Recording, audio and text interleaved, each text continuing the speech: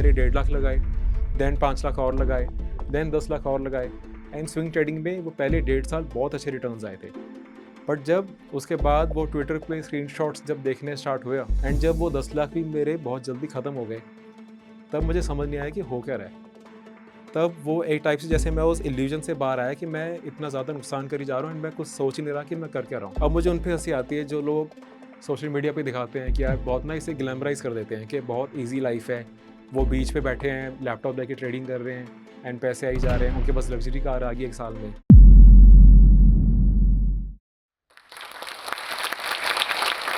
Hello, मेरा नाम हरमीत सिंह खरबंदा है एंड मैं पिछले 10 साल से ट्रेड कर रहा हूँ। तो मैंने सबसे पहले 2008 का जब क्रैश आया था, उस टाइम मुझे स्टॉक मार्केट के बारे में इंटरेस्ट आया। बट उस टाइम मैं अपनी स्टडीज़ में था, मैं एनिमेशन कर रहा था एंड एनिमेशन करते हुए साथ में मुझे ये क्लियर हो गया था कि मैंने एक प्रॉपर डिग्री नहीं करनी है। तो मैंने एनिमेशन पहले 2 साल का डिप्लोमा किया चंडीगढ़ से। देन उसके बाद I went to Australia for bachelors of game designs. वहाँ पे जाके मुझे ये प्लान था कि मैं वहीं पे स्टे करूँगा, बट वहाँ की लाइफ़स्टाइल देख के मुझे समझ आ गया कि मैं वहाँ के लिए नहीं बना हुआ। Then I came back and हमारे बिज़नेसेस है चंडीगढ़ में, हमारे रिटेल के शोरूम्स हैं हैंडलूम्स के। वहाँ पे जाके मुझे था कि हम कभी भी मैं अपने शॉप को जॉइन कर ही सकता हूँ, अपना फैमिली बिज़नेस है। बट उससे पहले मुझे एनिमेशन एंड कुछ ना कुछ मुझे लैपटॉप, कुछ आईटी से रिगार्डिंग मैंने कुछ ना कुछ करना था। देन मैंने 2 साल का और डिप्लोमा किया, उसमें मैंने एनिमेशन एंड वीएफएक्स किया, विजुअल इफेक्ट्स किया। वो जब 2008 का जो क्रैश की मैं बात बता रहा था, उस टाइम पे जब क्रैश ही आया था, उस टाइम मुझे बहुत ज़्यादा इंटरेस्ट आया मार्केट में। उस टाइम मैंने कुछ इन्वेस्ट तो नहीं किया, बट मैंने देखा कि इतनी न्यूज़ आ रही है, यूएस की न्यूज़ आ रही थी कि कैसे कितने सारे लोगों की जॉब चली गई है, कितने सारे लोग लिटरली रोड पे खड़े हैं, प्रोटेस्ट कर रहे हैं। बट बाद में पता चला कि उसी टाइम पे कुछ ऐसे लोग थे, जो इतना ज़्यादा अर्न कर रहे थे उस टाइम पे। शॉर्ट सेलिंग क्या होती है मुझे कुछ आइडिया नहीं था। मुझे नहीं पता था कि पहले हम शॉर्ट करके बाद में कवर करके इतना अच्छा प्रॉफ़िट कर सकते हैं। बट वो इंटरेस्ट वहीं से स्टार्ट हो गया था। देन 4 साल बाद कोई मेरा फ्रेंड ट्रेड करता था, उससे थोड़ी बहुत नॉलेज लेने की ट्राई करी, बट नहीं समझ पाया कि कैसे ट्रेड करना है। हल्का बहुत थोड़ा बहुत इन्वेस्ट करा, बट प्रॉपर्ली नहीं कर पाया। एंड उस टाइम पे इतने अच्छे ये चैनल्स नहीं थे, जो यूट्यूब पे इन सब जगह अच्छे से समझाएँ ट्रेडिंग के बारे में। एंड बुक्स थी सिर्फ़ यूएस ट्रेडर्स की, उनके भी इतनी ज़्यादा नॉलेज नहीं थी। तो हल्का सा इंटरेस्ट था, बट उस टाइम पे कुछ कर नहीं पाया। देन 2015 में प्रॉपर्ली मुझे फ्रेंड्स मिले जो फुल टाइम ट्रेडिंग करते थे एंड उनके घर में गया। उनके घर उनका जो सेटअप था, तो मल्टी स्क्रीन सेटअप एंड वहाँ पे पूरा वो देख के 4-6 स्क्रीन्स देख के, तो वो that was love at first sight. जैसे मुझे एनिमेशन में मुझे बहुत पसंद था कि भई पूरे दिन लैपटॉप करके बैठे रहना। तो एज़ आई एम इंट्रोवर्ट, मुझे पसंद है कि मैं पूरे दिन आराम से 10 घंटे 12 घंटे लैपटॉप पे बैठ सकता हूँ, बस मुझे कोई कॉल ना करे, मुझे कोई फ़ोन ना करे, कोई मेरे से बात ना करे। तो मुझे वो लाइफ़स्टाइल दोबारा दिख रही थी कि शायद जो मुझे किक पहले मिलती थी, जो कि मुझे अपनी बिज़नेस जॉइन करके, मुझे अपनी शॉप्स में नहीं मिली, मुझे लगा कि शायद मुझे दोबारा ये फ़ील्ड्स के थ्रू वो मिल सकता है। तो उन्होंने मुझे पूरा सिखाया कि टेक्निकल एनालिसिस कैसे होती है, कैंडलस्टिक क्या होती है, एक-एक कैंडलस्टिक के पीछे की स्टोरी क्या है, उसके बाद कौन से इंडिकेटर्स यूज़ करने हैं एंड बहुत अच्छे से उन्होंने मुझे सिखाया। उसके बाद मैंने बहुत सारे सेमिनार्स जाके अटेंड किए। तो ऑल ओवर इंडिया जाके मैंने रेजिडेंशियल सेमिनार्स होते हैं, जहाँ पे आप 3 डेज़ रहते हो होटल्स में, वहाँ पे 15-16 स्पीकर्स आते हैं। वो सेमिनार्स बहुत जाके अटेंड किए एंड देन जो भी वन डे सेमिनार्स है वो अटेंड किए। यूट्यूब पे सारी वीडियोज़ देख ली होंगी जो भी होगी मार्केट के रिलेटेड। तो बहुत सारी नॉलेज उस टाइम पे ली एंड ट्रेडिंग उसके बाद स्टार्ट की। ये मेरे लिए ठीक हो गया था कि लोग वरना ज़्यादातर ट्रेडिंग स्टार्ट करते हैं, लॉसेस करते हैं एंड उसके बाद सोचते हैं अब करना क्या है।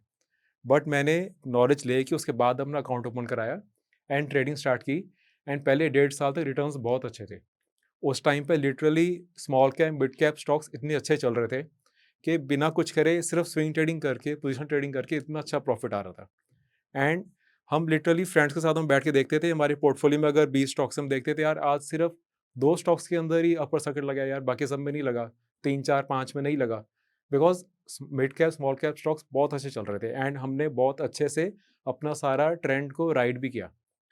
उसके बाद 1.5 साल बाद ट्विटर पे नए-नए लोग अभी अपनी स्क्रीनशॉट डालने शुरू कर रहे थे। वहाँ पे कोई सर थे, उन्होंने स्क्रीनशॉट डाला बैंक निफ्टी के, वो ऑप्शन ट्रेड करते थे एंड हम देख रहे थे कि 917 918 पे उनके स्क्रीनशॉट लाखों के आ जाते थे। उस टाइम पे इतने ज़्यादा स्क्रीनशॉट्स नहीं आते थे। एंड वो देख के मुझे बहुत क्यूरियोसिटी हुई कि यार ये हम भी टेक्निकल सेम फॉलो कर रहे हैं, ये भी सेम फॉलो कर रहे हैं। ये ऐसा क्या कर रहे हैं कि ये इतनी जल्दी इतनी लाखों कर रहे हैं प्रॉफ़िट, जो हम 1-2 महीने में करते हैं, ये कुछ मिनट में कर लेते हैं। तो हमें लगा यार हम टेक्निकल तो सही फॉलो कर रहे हैं, हम शायद इंस्ट्रूमेंट गलत फॉलो कर रहे हैं, हम स्टॉक्स के पीछे पड़े हुए हैं। बैंक निफ्टी मेन चीज़ है, ये करनी चाहिए। एंड उस टाइम पे मैंने अपने सारे स्टॉक्स को एग्ज़िट कर दिया एंड बैंक निफ्टी पे पूरा फ़ोकस कर दिया। मैंने अपनी सारी वॉच लिस्ट खाली कर दी एंड आई थॉट कि अब सिर्फ बैंक निफ्टी को ही सब कुछ करना है। इसी के थ्रू मैंने अपनी सारी ट्रेडिंग जर्नी करनी है। तो एक चीज़ और ठीक हो गई थी, जब स्टार्टिंग में स्विंग ट्रेडिंग स्टार्ट की थी, उस टाइम एक तो कैपिटल कम की थी, बिज़नेस से जो कैपिटल थी, बिकॉज़ जब मैं 2012 में जब मैं दिल्ली आया था अपने फ़ादर के इम्पोर्ट बिज़नेस के साथ मैं जॉइन करने के लिए, तो उसमें हमने चाइना जाना होता था एंड देन जो वहाँ से जो भी फिर कंटेनर्स में जो हमारे हैंडलूम की जो भी सामान आता था, उसको फिर हम पूरे इंडिया टूर करके हम उसको सेल्स करते थे, अपने डिस्ट्रीब्यूटर से मीटिंग्स होती थी। तो वो काम मुझे रिटेल के कंपैरेटिवली फिर भी ठीक लगता था, बिकॉज़ उसमें काफ़ी हमारा ट्रैवल था। बट ट्रेडिंग में फुल टाइम मैंने अभी आने से पहले वो साथ-साथ कर रहा था, बिज़नेस के साथ मैं ट्रेडिंग कर रहा था। एंड स्विंग ट्रेड जब करी तो बिज़नेस की सेविंग से पहले 1.5 लाख लगाए, देन 5 लाख और लगाए, देन 10 लाख और लगाए एंड स्विंग ट्रेडिंग में वो पहले 1.5 साल बहुत अच्छे रिटर्न्स आए थे। बट जब उसके बाद वो ट्विटर पे स्क्रीनशॉट्स जब देखने स्टार्ट हुआ, मैंने सारी कैपिटल बैंक निफ्टी में शिफ्ट कर दी एंड मैंने भी वही ट्राई किया कि यार मैं भी शुरू के 2-3 मिनट में ही बहुत लाखों का प्रॉफ़िट करूँगा। मैंने लिटरली फ़ादर को मैंने कॉल किया था। मैं कहा मुझे अब समझ आ गया क्या करना है, मैं पहले बहुत स्लो ट्रेड कर रहा था, अब मेरे प्रॉफ़िट्स देखना। एंड जब मैंने बैंक निफ्टी में ट्रेड करना स्टार्ट किया एंड बहुत सारे लॉट से बहुत ज़्यादा पोजीशन साइज़ से ट्रेड करना स्टार्ट किया, 6 मंथ्स के अंदर मेरी सारी कैपिटल ब्लो होगी। जो प्रॉफ़िट आया था वो पार्ट भी एंड साथ में जो मेरी कैपिटल थी सारी खत्म होगी। उस टाइम समझ नहीं आया कि अब करना क्या है, बट वो जब लॉस हो गया था तो वो रिवेंज ट्रेडिंग मोड में मैं आ गया कि यार अब इसको किसी भी तरह रिकवर करना है एंड वो घर पे बताया भी नहीं कितना लॉस हो गया है। उसके बाद किसी तरह अपनी और सेविंग्स जो थोड़ी बहुत रह गई थी उसको दोबारा मार्केट में डाला। 6 मंथ्स में वो भी सारी खत्म कर दी। देन चंडीगढ़ के पास एक छोटी एक प्लॉट था, प्रॉपर्टी थी, वो सेल हुई थी, तो उसके हाफ अमाउंट मेरे ब्रदर को आई एंड हाफ मेरे को आ गई। एंड मेरे ब्रदर ने वो वाली हाफ अमाउंट आगे किसी प्रॉपर्टी में इन्वेस्ट करना स्टार्ट कर दी एंड मैं उस पे हँस रहा था। मैं कहा इसने रियल एस्टेट में इन्वेस्ट करा है, इसमें कितना इससे रिटर्न्स आएगी। मैं अब देखता हूँ, मैं मुझे देखना मैं कितना अच्छा इसको रिटर्न्स करके दिखाऊँगा। एंड होता क्या है ना, जब आप स्टार्ट करते हो, तो स्टार्टिंग के अंदर आपके बिगिनर्स लक भी लगता है। बिकॉज़ बिगिनर्स लक में क्या होता है कि आपका कोई पिछला कोई ऐसे इतना ज़्यादा आपको फ़ियर नहीं है बहुत ज़्यादा, अभी आप नया-नया ट्रेड करना स्टार्ट हुए हो। तो स्टार्टिंग में प्रॉफ़िट्स भी आते हैं, जब ऑप्शन ट्रेडिंग करते हो, तो स्टार्टिंग में बहुत ज़्यादा प्रॉफ़िट्स भी आते हैं एंड वही चीज़ आपको हुक कर देता है, वो चीज़ आपको एडिक्ट कर देता है इस चीज़ के लिए। एंड जब वो 10 लाख भी मेरे बहुत जल्दी खत्म हो गए, तब मुझे समझ नहीं आया कि हो क्या रहा है। तब वो एक टाइप से जैसे मैं उस इल्यूज़न से बाहर आया कि मैं इतना ज़्यादा नुकसान करी जा रहा हूँ एंड मैं कुछ सोच ही नहीं रहा कि मैं कर क्या रहा हूँ। टेक्निकल्स मुझे आते थे सारे, जो टेक्निकल स्टार्टिंग में इतने अच्छे वर्क कर रहे थे, वो वर्क नहीं कर रहे थे। बट मुझे समझ आया कि वो टेक्निकल्स की प्रॉब्लम नहीं थी। मैं position sizing, risk management, psychology इसके बारे में सोच ही नहीं रहा था। तभी उसके बाद मैंने साइकोलॉजी को इतनी ज़्यादा इम्पोर्टेंस देनी स्टार्ट की। एंड जब वो लॉस हुआ, अब आप काफ़ी लोगों की आप स्टोरी सुनते होगे कि वो काफ़ी पुअर बैकग्राउंड से आए एंड देन उन्होंने स्टार्टिंग में लॉसेस किए, बट ट्रेडिंग में फिर उसके बाद उनकी सक्सेस बहुत अच्छी हो गई थी। वो ठीक है, उनकी अपनी बहुत स्ट्रगल होती है, ठीक है।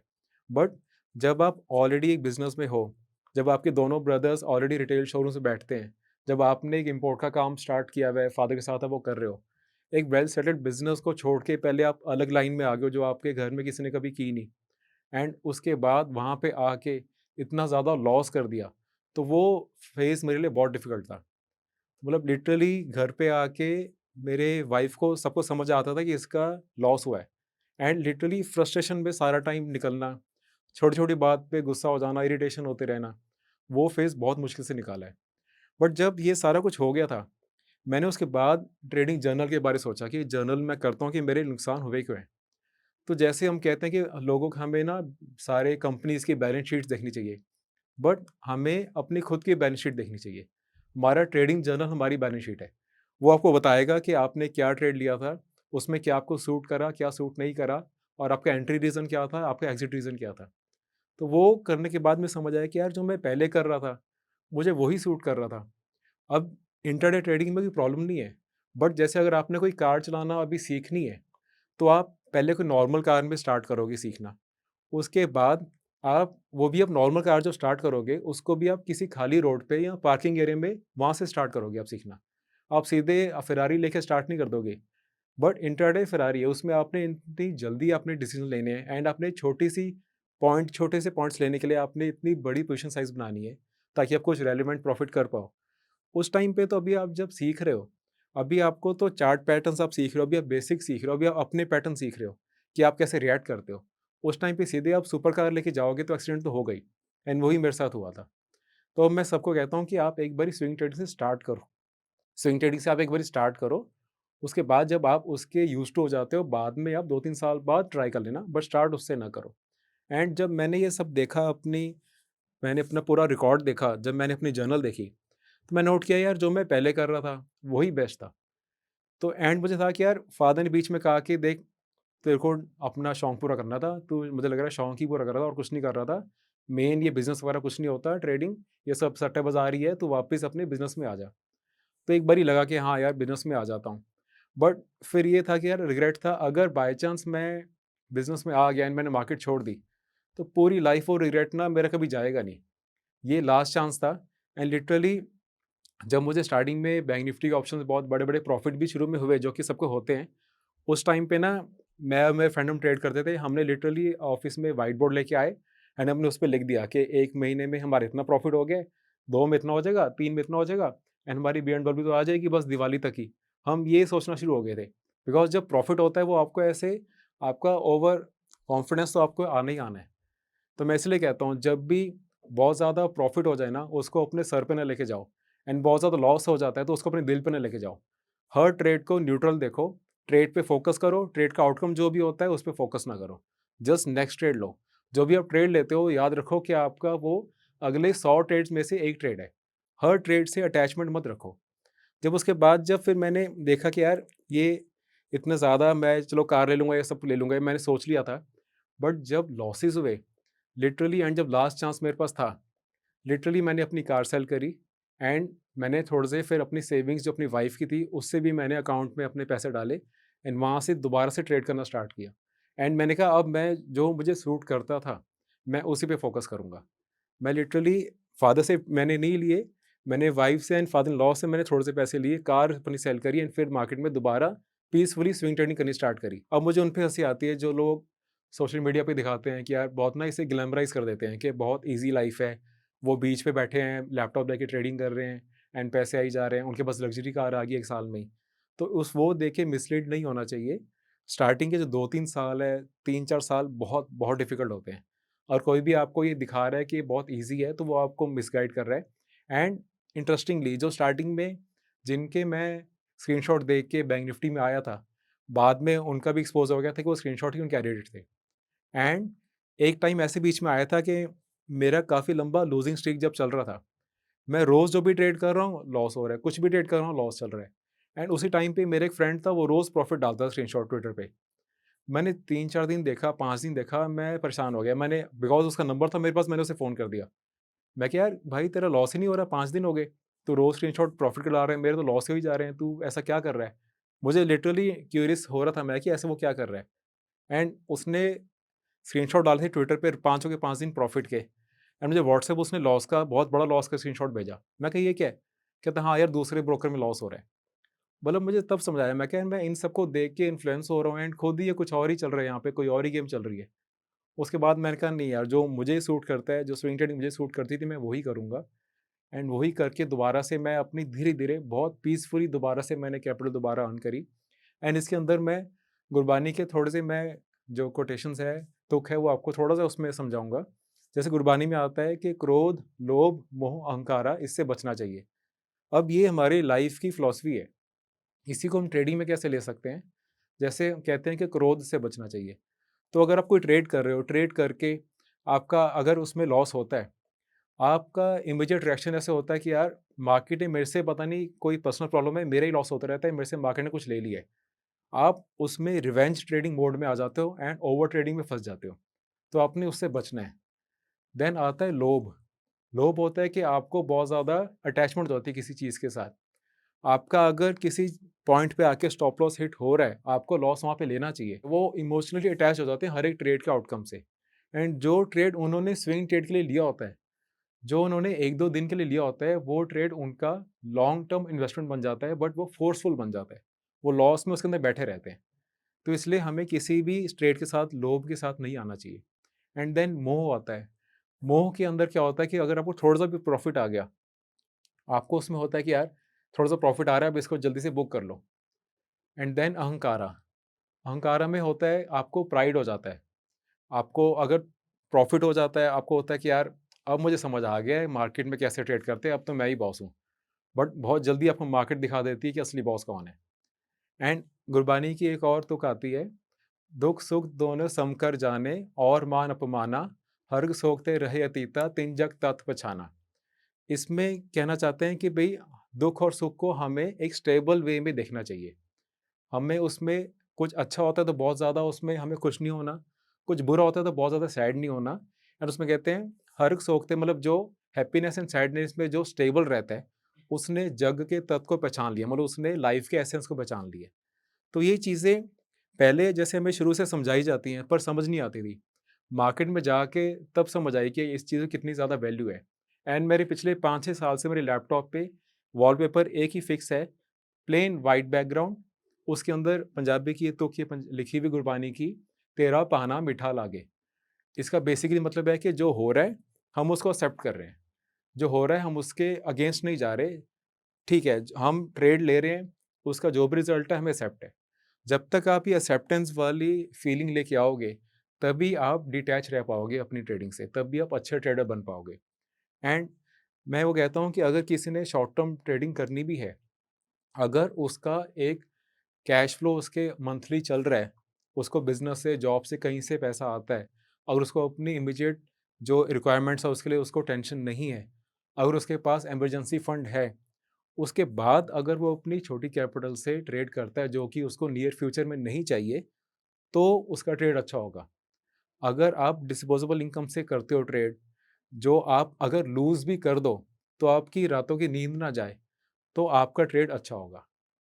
तो बट आपको ये देखना चाहिए कि आपको कौन-सा स्टाइल ऑफ ट्रेडिंग सूट करता है, आपको उसी पे स्टिक करना चाहिए। तो जब मैंने दोबारा उसी चीज़ पे आया जो मुझे स्टार्टिंग से सूट करी थी, एंड अभी भी मैं वही करता हूँ, वही स्टाइल ऑफ ट्रेडिंग सूट करता हूँ। एंड इस स्टाइल ऑफ ट्रेडिंग का इतना अच्छा बेनिफिट क्या है कि इसमें आपको अपने लिए टाइम मिलता है। आपको जब मैं फुल टाइम ट्रेडिंग में जस्ट शिफ्ट हुआ था, उस टाइम पे मेरे रिटर्न्स खराब हो गए थे, बिकॉज़ मेरे पास फ्री टाइम था। मैं पूरे दिन स्क्रीन के सामने बैठा रहता था। एंड जितना ज़्यादा आप स्क्रीन के सामने बैठोगे, उतना ज़्यादा आपको मार्केट बुलाएगी, उतना ज़्यादा मार्केट्स आपको इंसाइट करेगी कि आप ट्रेड करते रहो पूरा दिन। एंड वही मैं कर रहा था, इसलिए मेरे लॉसेस हुए थे। अब ट्रेडिंग का स्टाइल मेरा ऐसा है कि सुबह के टाइम में आधा घंटा मार्केट देखता हूँ एंड आफ्टरनून में देखता हूँ, इसलिए मेरे पास टाइम होता है बीच में। एंड अब इसलिए मैं सोशल मीडिया पे भी एक्टिव हूँ। मैं लोगों को गाइड करता हूँ, मैं साइकोलॉजी की वीडियोज़ बनाता हूँ इंस्टाग्राम पे, यूट्यूब पे, कि उनको एक्चुअल में गाइड कर पाऊँ कि सबसे ज़रूरी पार्ट तो यही है। इसलिए मैं अपनी ट्रेडिंग साइकोलॉजी बुक भी लिख पाया, एंड सेकंड बुक भी मेरी बहुत जल्दी आ रही है। तो ये सारा कुछ मैं इसलिए कर पाया बिकॉज़ ट्रेडिंग स्टाइल ऐसा था। हम ट्रेडिंग में आते हैं इसलिए कि हम यहाँ पे अपनी लाइफ़स्टाइल बहुत अच्छी कर लेंगे। बट यहाँ पे हम 9 टू 5 से ज़्यादा इन्वॉल्व होके अगर करते हैं, तो उसको कोई बेनिफिट नहीं है। आपको ट्रेडिंग से पहले, मार्केट आवर से पहले और मार्केट आवर्स के बाद आपको बहुत हार्ड वर्क करना है। आपको कोई भी ट्रेड लेने से पहले एनालिसिस अपनी बहुत अच्छी करनी है। बट एक बार ही आपने ट्रेड ले लिया है, तो आपने उस टाइम पे फ्री बैठना है। आप उस टाइम पे अगर एक्टिव रहोगे, आप एक्टिवली ट्रेड करने की ट्राई करोगे, तो आप मार्केट को सारा पैसा वापस दे दोगे जैसे मैंने दिया था। तो अब मैं पीसफुली ट्रेड करता हूँ, एंड मेरा यही मिशन है कि मैं सबको यही मैं समझाऊँ कि पीसफुल ट्रेड करके ही पैसा आता है। मैं बहुत बारी कहता हूँ बोर मेक्स मोर। जितना बोरिंग वे से आप काम करोगे, उतना ज़्यादा आप यहाँ पे प्रॉफ़िट करोगे, बिकॉज़ ये बिज़नेस है। बिज़नेस में आपको पर मंथ कुछ ऐसे इनकम नहीं आती, बट जब सीज़न अच्छा होता है तो काफ़ी बारी कुछ महीनों में पूरे साल का प्रॉफ़िट भी आ जाता है। एंड काफ़ी सीज़न्स, काफ़ी मंथ्स ऐसे होते हैं जब ट्रेड नहीं करना होता। उस टाइम पे आपको हाथ पे हाथ रख के कैश में बैठना भी आना चाहिए। तो बहुत स्लोली जब दोबारा मैंने स्टार्ट किया, बहुत पेनफुली जब ट्रेड स्टार्ट किया, एकदम एकदम ख़त्म होने के उसमें था, मैं दोबारा अपने बिज़नेस में जाने लगा था। उस पॉइंट से दोबारा स्टार्ट किया। उसके बाद टचवुड कार भी दोबारा से ले ली, सेकंड कार भी ले ली, एंड चंडीगढ़ के पास एक फ्लैट भी बुक कर लिया। मतलब हमारा जॉइंट फैमिली का होम तो था, बट मुझे अपना अलग फ्लैट चाहिए था। तो फ्लैट भी बुक कर लिया, एंड एक छोटा-सा ऑफ़िस भी ले लिया। एंड इसमें थोड़ा-सा लास्ट में पॉइंट मैं ये समझाना चाहूँगा कि हम ठीक है, हम इंडेक्स के अंदर स्टॉक मार्केट में बहुत ज़्यादा हम ईटीएफ में इन्वॉल्व रहते हैं, बट थोड़ा-सा अपने इन्वेस्टमेंट्स को डाइवर्सिफ़ाई भी करना चाहिए। आपको थोड़ा बहुत डेट के अंदर, गोल्ड के अंदर या थोड़ा बहुत रियल एस्टेट में भी आपको अपना थोड़ा-थोड़ा पार्ट्स रखना चाहिए। उससे आपका ओवरऑल एक पर्सपेक्टिव भी खुलता है। तो आई होप आपको ये जो मैंने समझाया है उससे आपको काफ़ी लर्निंग्स मिली होगी एंड साइकोलॉजी पे जो मैं इंपॉर्टेंस देता हूँ आपको उससे कुछ अच्छा लगा होगा। And I am really thankful to Josh Talks team. यहाँ पे लिटरली मैं स्टार्टिंग में देखता था एंड यहाँ पे आना लिटरली एक ऑनर है कि मैं यहाँ पे आके एचएम में बोल पा रहा हूँ। तो really grateful to the team. And अगर आपको ये सब मेरी जर्नी से कुछ समझ आया एंड आपको अगर साइकोलॉजी पे कुछ और चाहिए कि मैं इनके साथ टीम के साथ कुछ और कर पाऊँ, तो आप नीचे कमेंट्स में साइकोलॉजी लिख सकते हो and I will make sure, मैं इनको रिक्वेस्ट करूँगा कि मेरे साथ एक और वीडियो करें एंड हम साइकोलॉजी के बारे में उसमें आपको कुछ नॉलेज देंगे। Thank you.